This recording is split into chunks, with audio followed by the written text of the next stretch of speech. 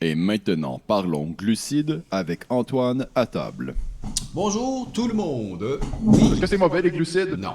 Est-ce que c'est mauvais le sucre? Non. Est-ce que c'est mauvais les carbs? Non. Est-ce que les glucides puis le sucre c'est la même chose? Non. À quoi ça sert les glucides? Bon, il était temps. Enfin, une question qui fait du sens. Merci pour vos questions. Il n'y en a pas de mauvaises. Puis pour répondre à la dernière qui était posée, les glucides, c'est la source d'énergie principale du corps. Donc c'est la plus facile à utiliser par le corps et par le cerveau. Donc assez important. Quels sont les aliments qui sont riches en glucides? De façon générale, ça va être les produits qui sont transformés, qui vont avoir du sucre rajouté ou des farines raffinées. Sinon, les sucres qu'on utilise dans la vie de tous les jours, comme le sucre blanc, le sucre brun, le miel, le sirop d'érable, etc. Est-ce qu'il y a des glucides à éviter? Ça va dépendre du mode de vie. Donc, dans la vie de tous les jours, on peut essayer de privilégier les glucides complexes, mais si on fait des activités physiques avant l'entraînement, des fois après l'entraînement, des sucres plus rapides, ça peut être efficace. Pouvez-vous élaborer sur les glucides simples et complexes? Oui, bien sûr. Les glucides simples sont simples, donc faciles, rapides à digérer et absorber, souvent une ou deux molécules.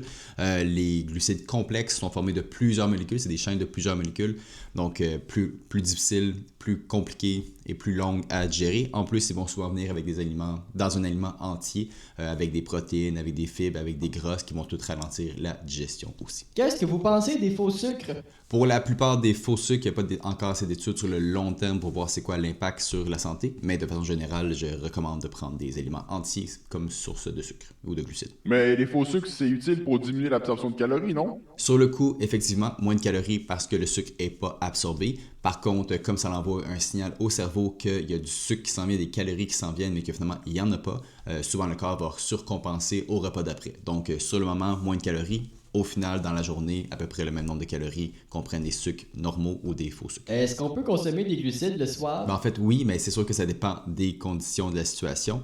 Mais un glucide complexe consommé le soir avec un peu de protéines, ça va ralentir la digestion, donc l'absorption va se faire aussi plus lentement à travers la nuit. Ça peut éviter que le corps, ça peut éviter qu'on se réveille en fait parce qu'on a faim ou que le corps ait une chute d'énergie. Et au déjeuner, c'est bon les glucides? Pas mal la même réponse que pour le soir, mais j'inclurais plus de protéines le matin. Ah oui? Et pourquoi les protéines le matin? Ah bien là, si vous voulez parler plus en détail de protéines ou de déjeuner, bien vous reviendrez me voir.